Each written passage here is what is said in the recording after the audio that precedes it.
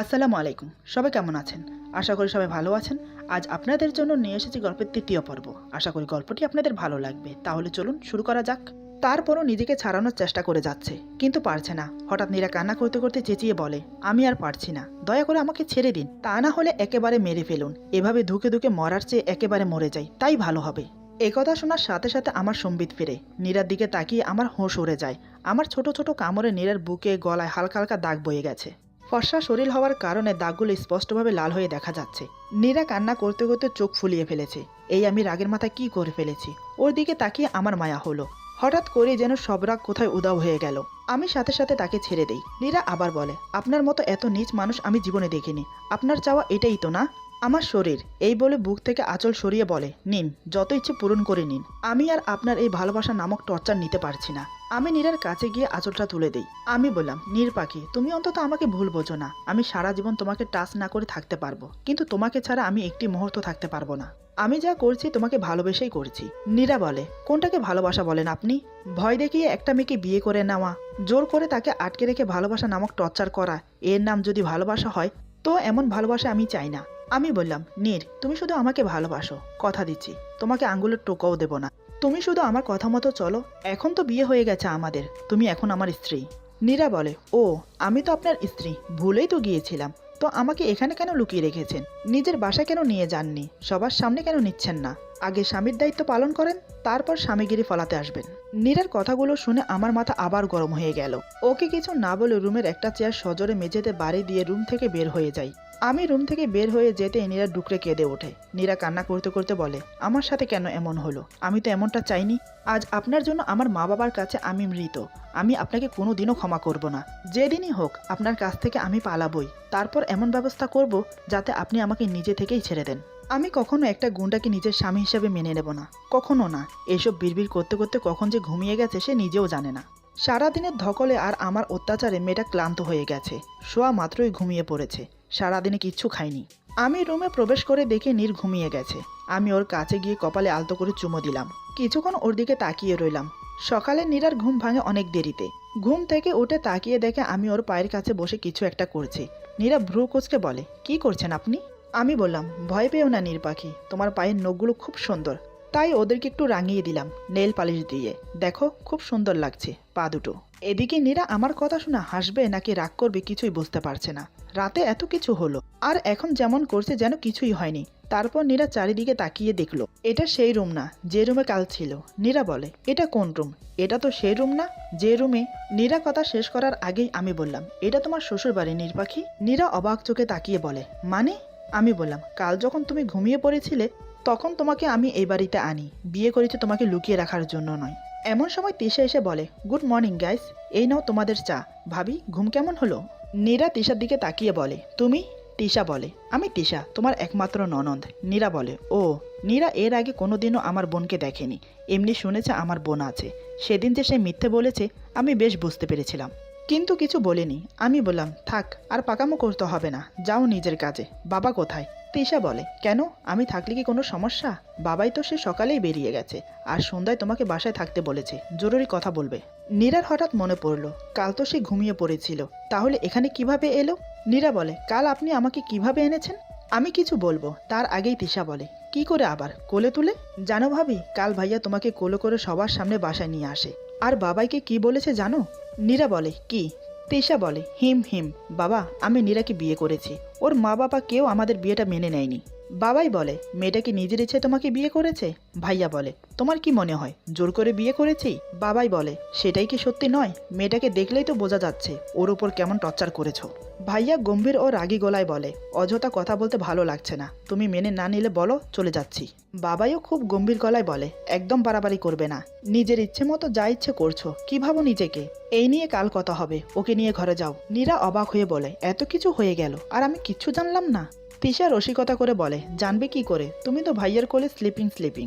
এরই মধ্যে রেবিকা এসে তিশাকে উদ্দেশ্য করে বলে, কি রে, তোকে কি কাজে পাঠালাম আর তুই কি করছিস?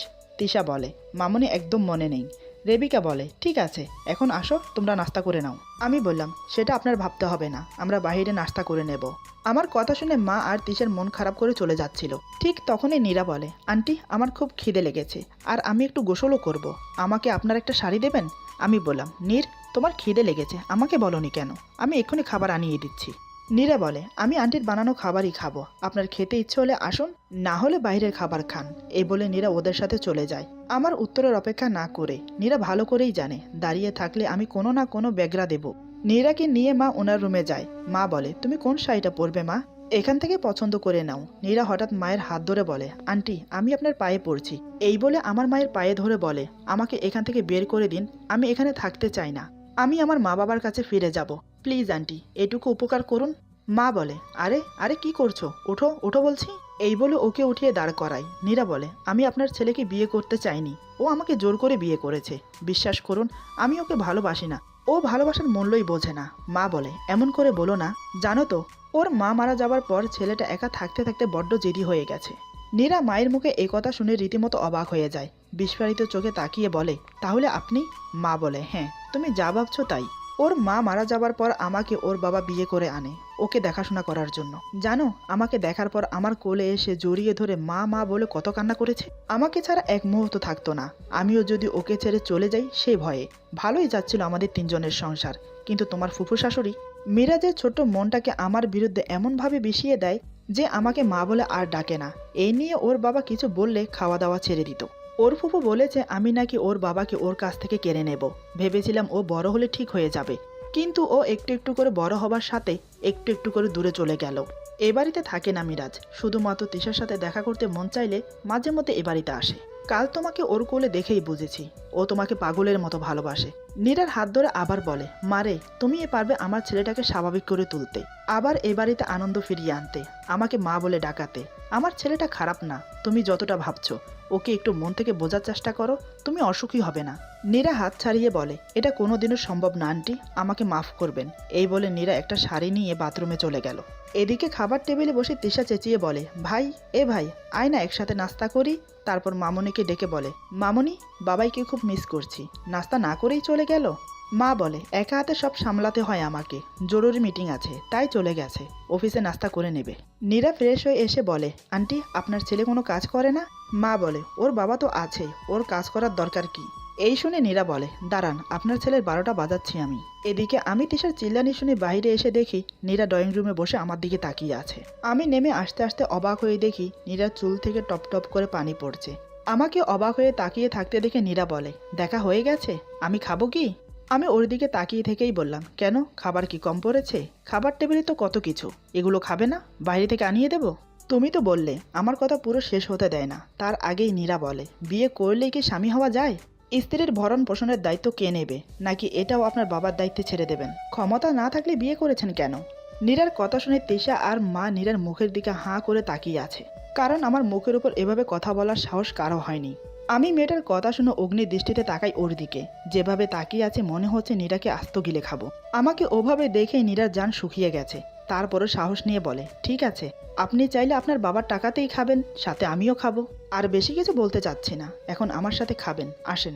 আমি নীরার মুখের দিকে কিছুক্ষণ তাকিয়ে থাকি, তারপর তিশাকে বলি, খাবার রেডি কর, আমি অফিসে যাব। এই বলে হনহন করে রুমে চলে গেলাম। আমার এই কাণ্ড দেখে নীরা অবাক হয়ে যায়, সাথে তিশা এবং মাও অবাক হয়ে যায়। নীরা মনে মনে ভাবতে থাকে, আজব ব্যাপার, রাগ করলো না কেন? রেগে তো আমাকে বাসা থেকে বের করে দিবার কথা, কিন্তু না, কিছু করলো না। স্ট্রেঞ্জ। না, আমাকে অন্য কিছু ভাবতে হবে। গুন্ডা ছেলে, এমন এমন কাজ করবো তুমি ভাবতেও পারবে না। যাও না অফিসে, আমি তো এই সুযোগটাই চাই। তুমি বাসা থেকে বের হলেই এমন সময় তিশা বলে, ভাবি, তোমার পা দুটো কই, এগিয়ে দাও, সালাম করি। নীরা বলে, ধুর, কি বলছো? মা বলে, আমি তো ভাবতেই পারছি না আমাদের মিরাজ তোমার এত কথা হজম করে নিল। তিশা একগাল হেসে বলে, সবই ভাবির কামাল। এদিকে আমি রুমে এসে ঝটপট ফ্রেশ হয়ে রেডি হয়ে নিচে নেমে আসি। আমাকে আপাদমস্তক দেখে নীরা ক্রাশ খায়। নীরা অবাক হয়ে তাকিয়ে থেকেই মনে মনে ভাবে, বাহ বাহ, গুন্ডাটাকে দেখতে তো হেব্বি লাগছে। হোয়াইট টি শার্টের উপর ব্লু স্যুট, ব্লু প্যান্ট আর চোখে সানগ্লাস। ক্রাশ খাইলাম, দেখতে তো খুবই হ্যান্ডসাম লাগছে। আগে কেন এমনভাবে চলতো? সবসময় রুক্ষ চুল, গালে নাকামানো দাড়ি, কেমন অদ্ভুত লাগতো। দেখলেই মনে হয় গুন্ডা। গুন্ডা তো বটেই, সবসময় 4-5টা ছেলে নিয়ে ঘোরাফেরা করে। আচ্ছা, আমার কেন আজ ওকে এত ভালো লাগছে? কেন ওর থেকে চোখ সরাতে পারছি না? এমন সময় মনের ভেতর থেকে কেউ যেন বলে ওঠে, আরে নীরা, কি ভাবছিস তুই? গুন্ডাটা বের হলে তুই কিভাবে পালাবি সেটাই ভাব। গুন্ডাটার চিন্তা করা বাদ দে। ওর ভাবনায় ছেদ পড়লো আমার কথায়। আমি বললাম, তোমার নাস্তা করা শেষ? নীরা বলে, হ্যাঁ শেষ। আমি বললাম, ঘরে চলো, কাজ আছে। নীরা বলে, আমি যেতে পারবো না। আমি নীরার দিকে রাগি চোখে তাকালাম, তাতেই কাজ হলো। নীরা বলে, যাচ্ছি তো, চলুন। তারপর নীরা আমার পিছু পিছু রুমে আসে। রুমে আসতে আমি নীরাকে বিছানায় বসিয়ে দিলাম। নীরা বলে, আরে আরে কি করছেন আপনি? আপনি এই কাজটা করতে পারেন না। আমি বললাম, মাই ডিয়ার নীর পাখি, আমি সব করতে পারি। নীরা বলে, কাজটা কিন্তু ভালো করছেন না, আমি কিন্তু চিৎকার করব। আমি বললাম, নীর পাখি, তোমার এই মাথায় যে কি ঘুরপাক খায় আমি বুঝি না ভাবছো? নীরা বলে, কি বুঝেছেন আপনি? আমি বললাম, এই যে আমাকে ট্র্যাপে ফেলে বাসা থেকে বের করে তুমি পালাবে, তাই এখন থেকে এই ব্যবস্থা। নীরা বলে, তাই বলে আপনি আমার পায়ে শিকল পরিয়ে রাখবেন? আমি পালাবো না, সত্যি বলছি, আমাকে বিশ্বাস করুন, সত্যি বলছি। আমি বললাম, জানি তো তুমি পালাবে না নীর, আমি তোমাকে অনেক বিশ্বাস করি জানো, তাই তো তোমার পায়ে শিকল পরিয়ে দিলাম। নীরা বলে, আপনি খুব বাজে একটা লোক আপনি। আমি বললাম, নো ড্রামা, ওকে? তুমি যে ড্রামা করার মেয়ে না, আমি খুব ভালো করেই জানি। আর হ্যাঁ শোনো, এইবারে চারিদিকে সিসি ক্যামেরা ফিট করা আছে, আর তার লাইভ আমি আমার এই ট্যাবে দেখতে পাবো, সো পালানোর চেষ্টাও করো না। নীরা বলে, পৃথিবীর সবচেয়ে বাজে লোক আপনি, আমি আপনাকে খুন করব। আমি বললাম, তোমার হাতে খুন আমি সেদিনই হয়েছি যেদিন তোমাকে আমি প্রথম দেখেছি, সো আমার জন্য একদম চিন্তা করো না, আমি জলদি ফিরে আসবো। নিজের খেয়াল রেখো জান, এই বলে নীরার কপালে চুমো খেলাম। নীরা বলে, জান মাই ফুট, বাসায় এসে দেখবেন আমি নেই, পালাতে না পারলেও কিছু একটা করবই। নীরার কথা শুনে আমি অচিরেই নীরাকে বিছানার ওপর ধাক্কা মেরে ফেলে দিই। ওর চোখে চোখ রেখে নিজের ঠোঁট নীরার ঠোঁটে চেপে ধরি। ওর হাতের আঙ্গুলের ফাঁকে নিজের আঙ্গুলগুলো গলিয়ে দেই, হাতটা শক্ত করে ধরি। ওর বুকের সাথে আমার বুক মিশে গেছে, আলিঙ্গন না করেও আমরা দুজন আলিঙ্গন অবস্থায় আছি। টানা 10 মিনিট নিয়ে কিস করি ওকে। নীরা এই অনুভূতি আগেও পেয়েছে, তাই বাধা না দিয়ে চোখ বন্ধ করে ফেলে। জানে সে বাধা দিলেও কোনো লাভ হবে না, আমি আমার কাজ না করে ছাড়বো না ওকে। নীরার ঠোঁট ছেড়ে দিয়ে নীরার মুখের দিকে তাকিয়ে দেখি নীরা চোখ বন্ধ করে আছে, কিন্তু চোখ দিয়ে পানি পড়ছে নীরবে। আমি নীরার চোখে চুমো খেয়ে বললাম, নীর পাখি, এখান থেকে পালাবে তো দূরের কথা, কিছু করার চিন্তা মাথাতেও আনবে না, কারণ এখন তোমার উপর তোমারই কোনো অধিকার নেই, তোমার উপর অধিকারটা শুধুই আমার। তুমি জান আমার জানটার যেন কোনো ক্ষতি না হয়, সেটা তুমি খেয়াল রাখবে, একটা আঁচড়ও যেন না পড়ে। তা না হলে আমি যে কি করব তুমি চিন্তাও করতে পারবে না। বালিশের নিচে ফোন আছে, আমার টাকায় কেনা, বাবার টাকায় না। অন করে রাখো, আমি ফোন দেব। বোরিং লাগলে টিভি দেখো, আর কিছু লাগলে তিশাকে ডাকো। এর বিপরীত কিছু হলে কপালে দুঃখ আছে, বলে দিলাম। এই বলে আমি অফিসে চলে গেলাম। নীরা চুপটি করে বিছানায় বসে থাকে। আমি রুম থেকে বেরিয়ে গেলে নীরা বলতে শুরু করে, তোমার সাহস কি করে হয় আমার সাথে এমন করা? আমাকে কি তোমার মানুষ বলে মনে হয় না নাকি? তোমার কি ধারণা আমি তোমাকে ভয় পাই? বেয়াদব ছেলে, যখন তখন আমাকে কিস করো। এভাবে শিকড় পায়ে পরাতে পারে কেউ? খাচ্ছর ছেলে, আমাকে আটকে রাখবে? রাখো, তোমার জীবনটা আমি তেজপাতা করে না দিয়েছি তো আমার নাম নীর না। হোয়াট নীর? নীরা আমার নাম, নীরা, নীরা না।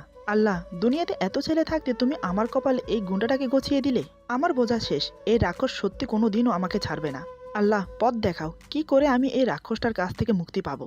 এইসব ভাবতে ভাবতে হঠাৎ ফোনের কথা মনে পড়ে। নীরা বলে, ফোনের কথা বললো না, কই ফোন? এই বলে বালিশের নিচ থেকে ফোনটা বের করে। ফোনটা বের করে বলে, বাহ, এত দামি ফোন। ফোনটা হাতে পেতে ওর মায়ের কথা মনে পড়ে যায়, তাই দেরি না করে ওর মাকে ফোন দেয়। নীরার মা ফোন রিসিভ করে বলে, হ্যালো, কে বলছেন? নীরা বলে, কেমন আছো মা? বাবা কেমন আছে? নীরার মা বলে, কোন মুখে তুই ফোন দিয়েছিস? তুই যে কাজটা করেছিস তারপরও ভাবলি কি করে আমরা ভালো আছি? নীরা বলে, মা তুমি বিশ্বাস করো, আমি ইচ্ছে করে কিছু করিনি, আমাকে ব্ল্যাকমেল করে। তার আগে নীরার মা বলে, তাই বুঝি? তাহলে তুই কেন কাল ওখান থেকে ফিরে আসলি না, এসে আমাদের কাছে ক্ষমা চাইলি না? ওই ছেলেটার বাড়িতে কেন তুই এখনো? নীরা অবাক হয়ে বলে, আমি এখানে তোমাকে কে বলেছে? নীরার মা বলে, ওই ছেলেটাই ফোন দিয়েছিল, তুই তো তোর নিজের সুখ বেছেই নিয়েছিস, তো আমাদের কথা না ভাবলেও চলবে তোর। নীরা আরো অবাক হয়ে যায় আমি ওর মাকে ফোন দিয়েছি এটা শুনে। নীরা বলে, মিরাজ ফোন দিয়েছে? নীরার মা বলে, নাটক করবি না একদম। নীরা বলে, আমি কিছুই জানি না, তুমি বিশ্বাস করো মা, আমি বাবার সাথে কথা বলবো, বাবাকে ফোনটা দাও। নীরার মা ঝাঁঝালো কণ্ঠে বলে, চেষ্টাও করবি না, তোর বাবা অনেক কষ্ট পেয়েছে, পিয়াসের পরিবার নিহাত ভালো মানুষ, তাই অপমানটা করেনি তোর জন্য, শুধু তোর জন্য আমাদের মান সম্মান সব নষ্ট হয়ে গেছে। খবরদার, যদি আর একবার আমাকে ফোন দিয়েছিস তো তোর সাথে আমাদের কোনো সম্পর্ক নেই, আমাদের মেয়ে মরে গেছে। এই বলে ফোন কেটে দেয়। নীরা বলে, হ্যালো হ্যালো মা। বুঝতে পারলো মা ফোন কেটে দিয়েছে। তাতেই নীরা কান্নায় ভেঙে পড়ে বলে, তোমরা আমাকে ভুল বুঝছো মা।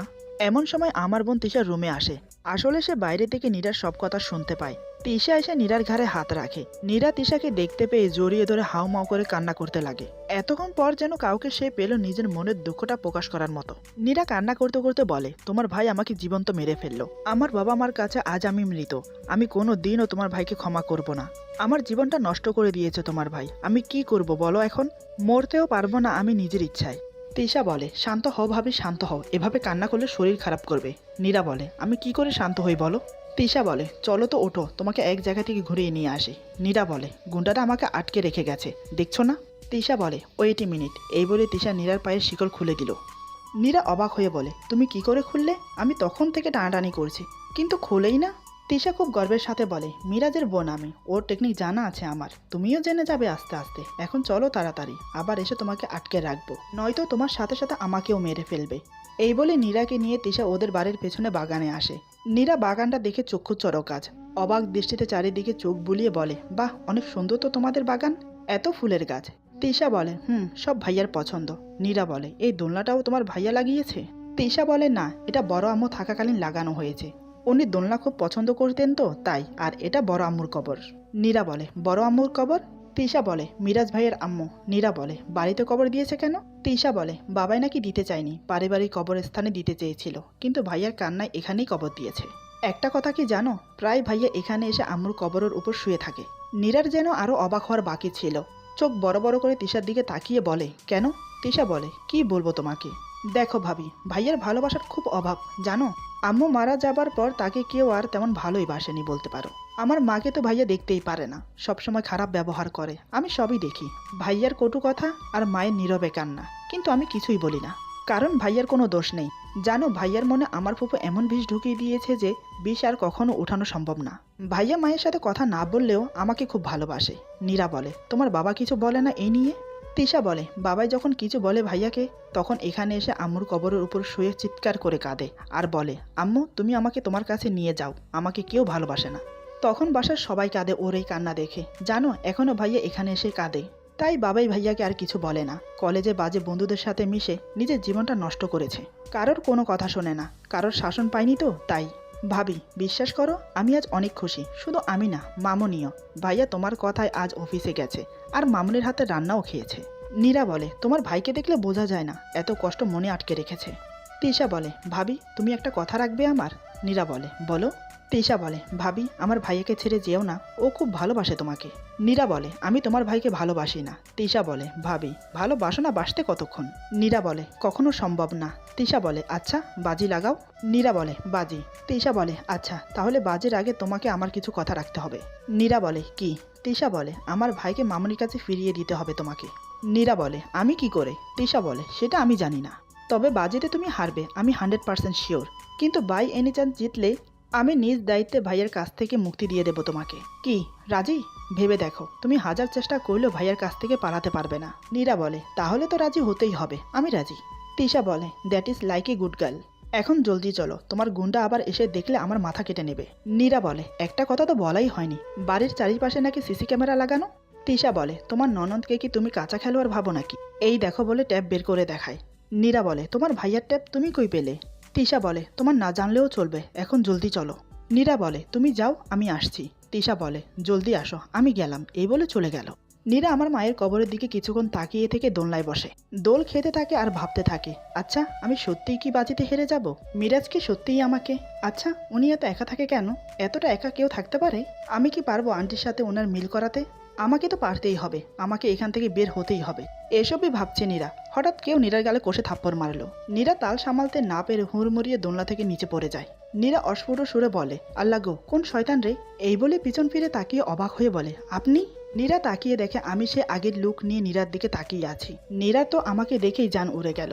আমি আচমকাই নীরাকে টেনে তুলি, তারপর নীরাকে কিছু বুঝতে না দিয়েই ওকে জড়িয়ে ধরে ঠোঁটে কিস করতে শুরু করি। আমি নীরাকে আজ ছাড়তেই চাচ্ছি না। এদিকে নীরার দম আটকে যাবার উপক্রম। নীরা সমস্ত শক্তি দিয়ে আমাকে ধাক্কা দিয়ে হাঁপাতে শুরু করে।